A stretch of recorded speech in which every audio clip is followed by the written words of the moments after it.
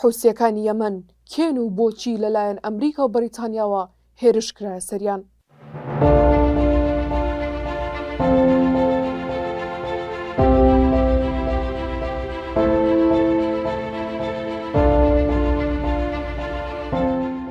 لە کۆتایی نەوەدەکانی سەدەی ڕابردوو بنەماڵەی حوسیەکان بزوتنەوەیکی بوژانەوەی ئاینیان لە باکوور یەمەن لە ژێرناوی مەزهەبی زەیدی ئیسلامی نیمچە شیعەدا دامەزراند.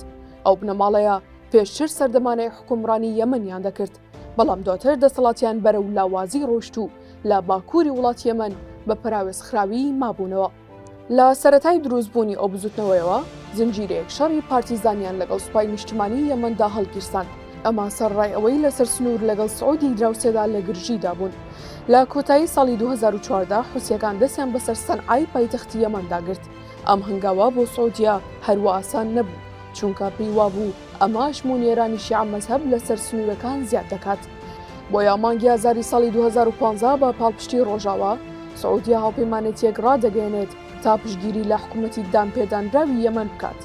ئەو کاتا حوسیەکان کۆنتڕۆڵی بەشێکی زۆری باکوور و ناوەندە فراوانەکانی دیکەی بە دانیشتوانیان کردبوو. لە کاتێکدا حکوومەتی دامپێدانراوی نێودوڵەتی یەمەن پایتەختەکەی گواستەوە بۆ شاری عەدەن.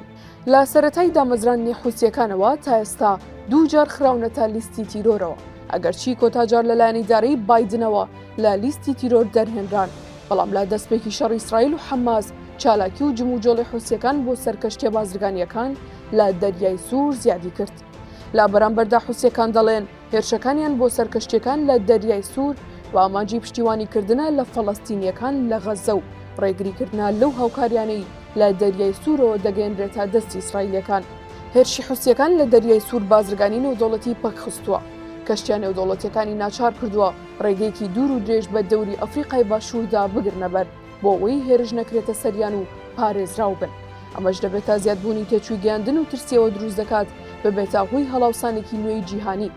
بەرەبەیانی ڕۆژی هەینی هێزی ئاسمانی ئەمریکا و بەریتانیا بە هاوبەشی هێرشیان کردە سەر 25 پێگەی سەربازی و چەندین ناوەند و حەشارگەی حوسیەکان.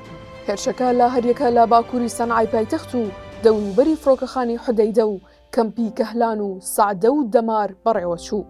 ئەمریکا دەڵێت ئوستورالیا، بەحرین، کەنەدا و هۆڵەندا پشگیریان لەو ئۆپەراسیۆنە کردووە و بەشێکە لە هەوڵێکی نێودوڵەتی تا ڕێڕەوی گشتی کەشتیە بازرگانیەکان پارێزراو بێت، کە نزیکەی 15 هاتوچووی بازرگانی لە نێوان ئاسیا ئەوروپادا پێک دەهێنێت. ڕۆژی هەینی جۆن کێربی وتەبێژی کۆشکی سپی ڕایگەیاند جۆ بایدن حوسیەکان بە ڕێکخراوێکی تیرۆریستی دەزانێت و دەڵێت دوو دڵ نابین لە بامانجگرتنیان ئەگەر زیاتر هێرشەکانیان لە دەریای سوور فراوان بکەن.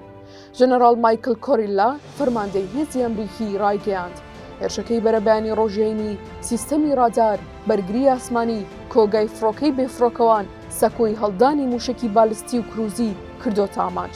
سەرباریەوەی چەندین بەرپرسی سەربازی حوسیەکان کوژراون و دەیانی دیکەش بریندار بوون.